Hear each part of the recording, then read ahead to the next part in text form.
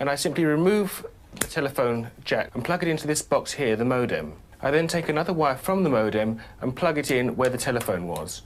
I can then switch on the modem. It's now telling me to phone up the main press cell computer. So it's a very simple connection to make. Extremely simple. I'm now waiting for the computer to answer me. And things are starting to happen. Things are starting to happen. Why did you buy a computer? Well, I was very interested in the new technology and didn't want to be left behind. I don't think it's only for the youngsters at school now. I think us older ones will have to learn a lot about it. What is Internet anyway? Internet is that massive computer network, the one that's becoming really big now.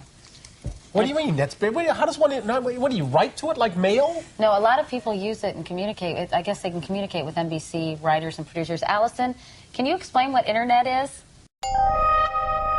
The world is in financial disarray. Currencies failing, economies in wild flux, jobs being lost. But what if you could build an entirely new economy, one specifically designed for the digital realm? Well, that is the dream behind Bitcoin. Bitcoin, for those of you who don't know, is an electronic online currency that was created in 2009. It was made by someone who did it under the pseudonym Satoshi Nakamoto. Like any economy, you don't want too much too fast because then the value of your currency drops, or so slow that your economy grounds to a halt. It's designed to be a self-stabilising economy. Whether it actually is that way though, well, that is a little bit more complicated. Because some people have said, hey, Bitcoin is the answer to those problems. Are you a believer?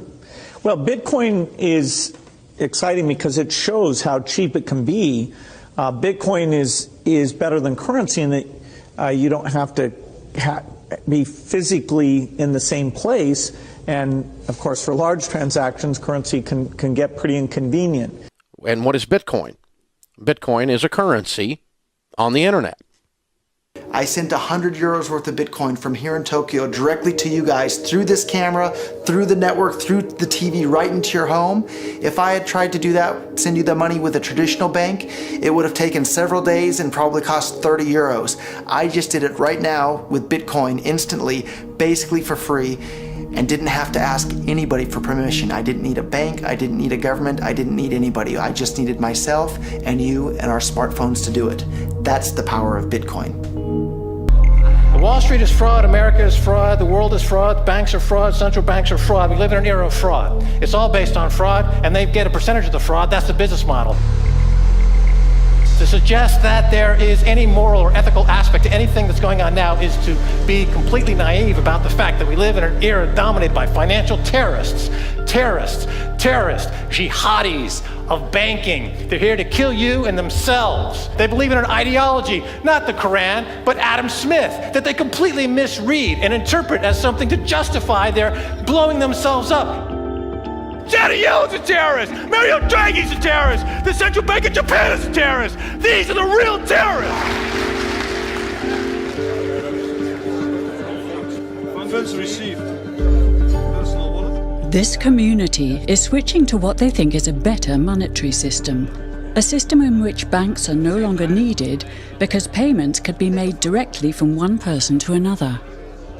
Bitcoin is fundamentally different because in Bitcoin, you don't owe anyone anything and no one owes you anything. It is not a system based on that. It is a system based on ownership. And no one can censor it, no one can seize it, no one can freeze it. It's November the 2nd, 2008, just 6 weeks after the Lehman Brothers collapse. And all over the world, there are panicked debates about how to save the banks.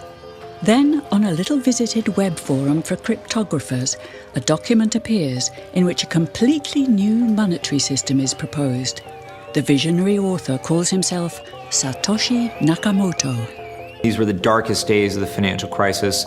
So that to me suggests a very clever mind that saw an opportunity, the perfect opportunity to introduce a new radical technology and a new radical approach to money and finance at just the right moment when people would be very open to making this big shift that's required to adopt a new currency. What's exciting for me is like a global economy. Right now we say we have a global economy, but I can't take $1 and give it to you in the Netherlands and then you know what to do with it, right? You would have to go and change it to your native currency. And when you kind of eliminate that step, and I can just send you one form of payment and you can send me a product in a matter of seconds, that starts to change things from a global perspective. How could this digital coin invented by this Satoshi Nakamoto become hundreds of times more valuable than the dollar? And why do enthusiasts like Roger Fear want the world to switch to bitcoins?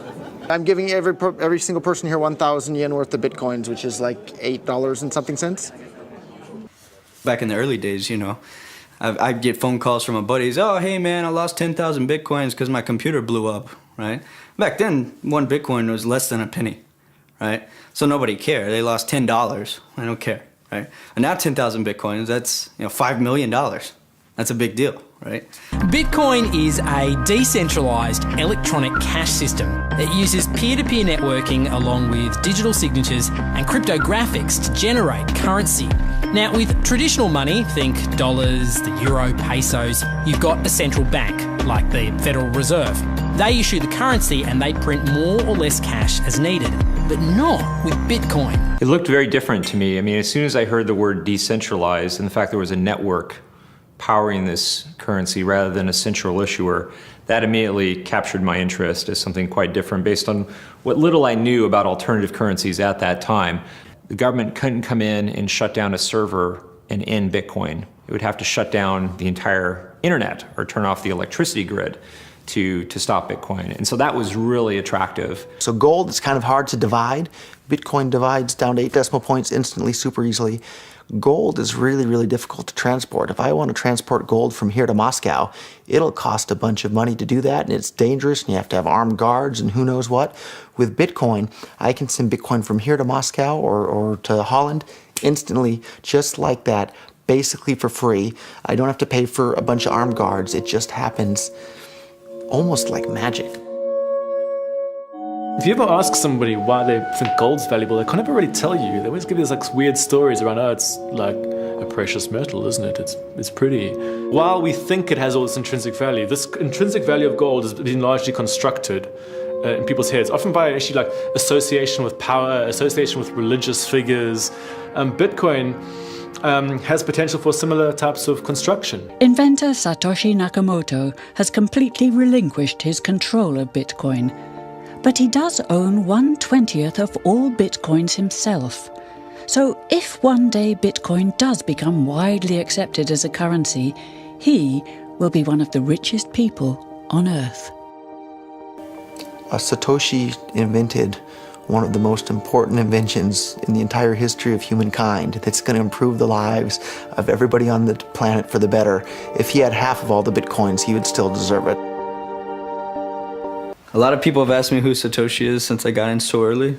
I think I've got a pretty good idea, but I like to keep that one close to my chest. So. Why? I mean, tell me.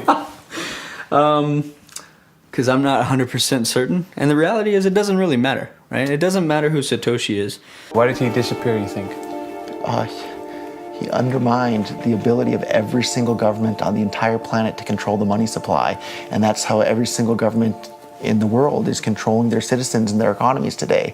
And he just basically, knocked their feet right out from under them with the invention of Bitcoin. And I'm sure that's going to make a lot of people who want to control other people by force really, really upset. So yeah, I think it's really, really smart for him to have disappeared. And for me, it probably would have been smarter for me to keep quiet too, but Bitcoin's too exciting for me to stay quiet about. I think a lot of people are underestimating the way in which Bitcoin and the blockchain are going to change the power structures in society in general. I mean, I grew up in the US and I see all these people like, yeah, nuke everybody in the Middle East and kill them all. And then they have the former Secretary of State Madeleine Albright on 60 Minutes, one of the most popular news shows in the US. And they asked her, they said, like, there's reports that more than 500,000 Iraqi children have died as a direct result of US sanctions.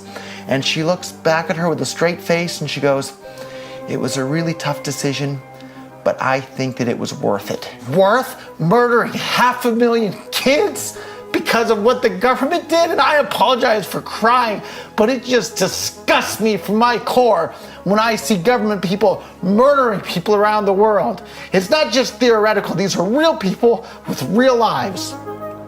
And it's real people, and Bitcoin has the power to undermine everything they're doing to people around the world. And I'm sorry for shouting, but it just disgusts me what these people in government do. And they do it through central banking and through the control of the money supply, and Bitcoin takes that away from them.